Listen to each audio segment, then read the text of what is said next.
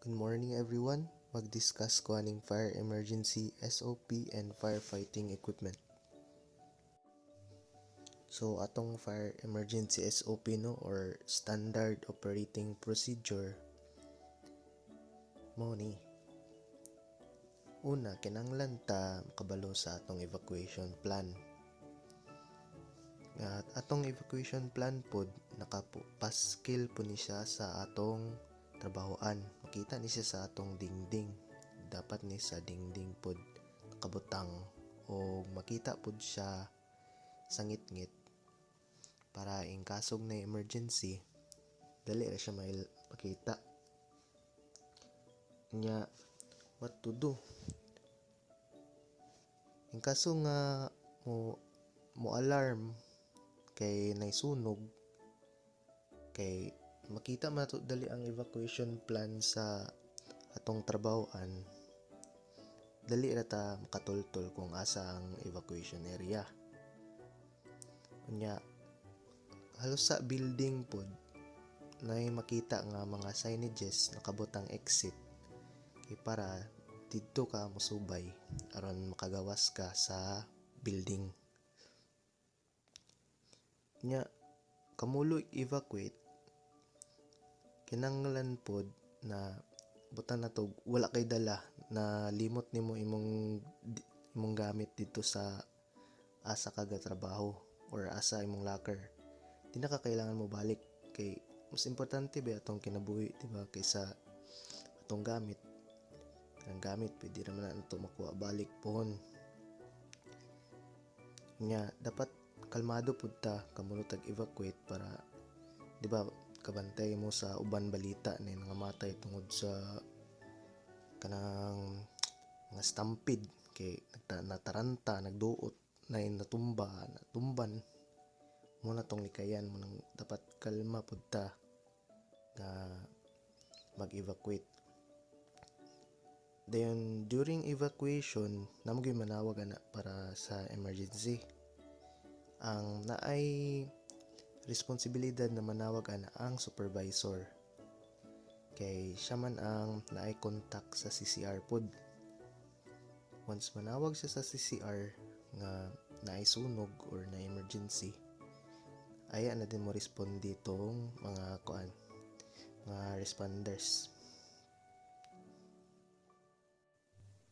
So muna atong emergency exit plan no, or evacuation plan. Sa atong portahan nakapaskil ya atong evacuation plan. Ang atong evacuation area dito sa exit sa kanang panaog sa mga transfer tower nato og sa entrance. Dara sa atong entrance diya na sa kilid sa Duterte katong fire hydrant number 1. So ito sa tamo no. As kay Jirio. Kaulion na kayo. So sa atong evacuation plan direta moagi. Sa una ta sa Duterte na entrance. Unang sa Kiln Road o padulong sa exit. Nadi toolbox meeting room.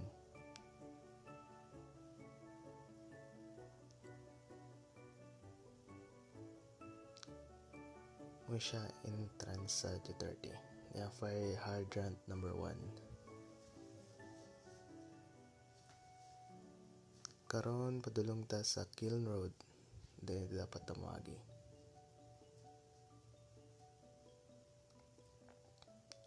O dinipod kung sa exit area.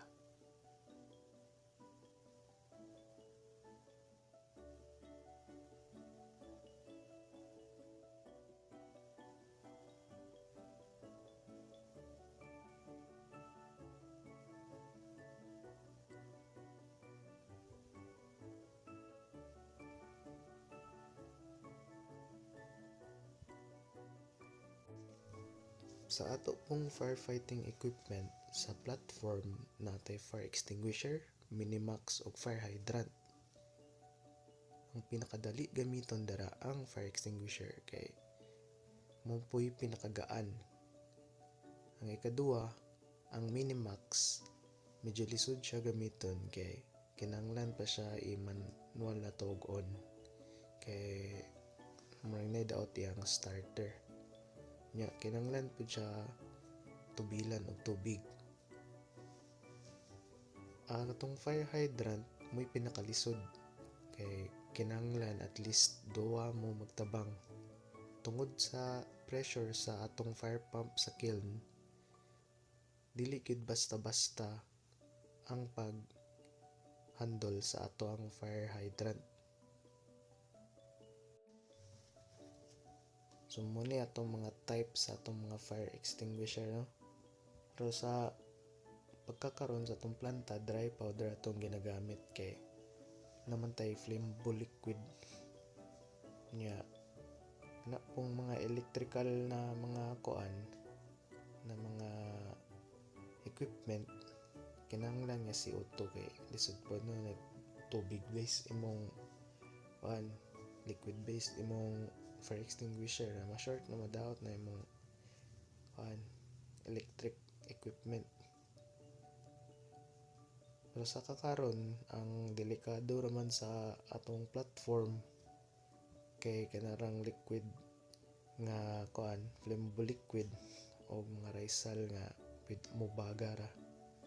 So dry powder pwede ra sa dira sa ato Nya kitang tanan pod murag na naman experience sa akong paggamit sa fire extinguisher. Pero katong mga wala pa magpakita ko og video sa inyo karon para makabalo pud ta sa ang nato paggamit sa ato ang fire extinguisher. TPAS.